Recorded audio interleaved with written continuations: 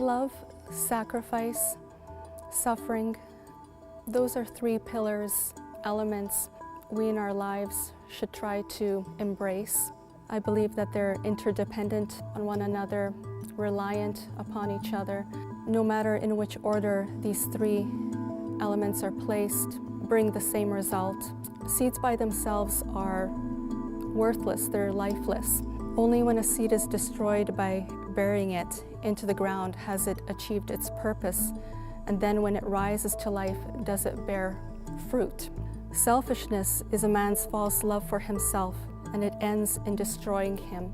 If we keep our seeds hidden for too long, for years, put away, what happens? These seeds eventually will hollow out, they'll become fragile, and they'll turn into dust.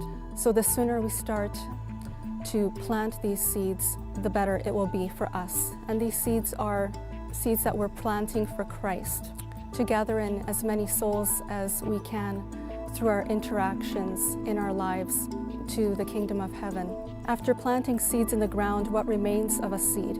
After some time, if we take apart the soil, we see that there's nothing there. The seed has been totally dissolved, it's been used up. But what we do see coming out of that seed that had been there are roots and the beginning of a brand new life. And the seed has sacrificed itself. In destroying itself, it has suffered to bring forth a new life.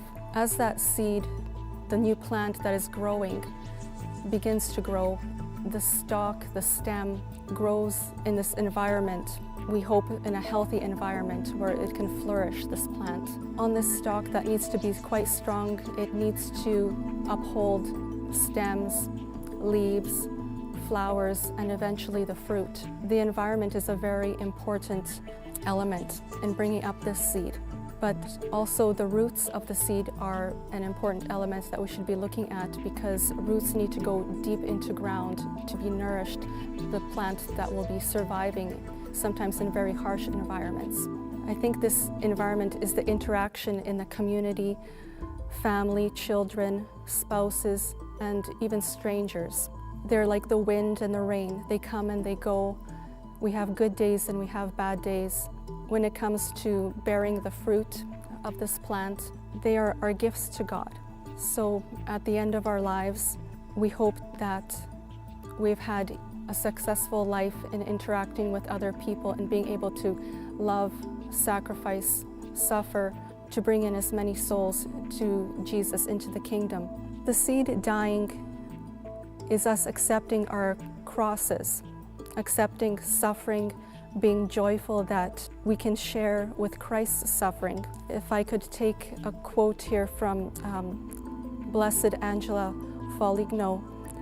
She was once asked how she could accept and suffer so happily all the trials that befell her, and she replied, "Believe me when I say that the value of greatness of suffering is not known.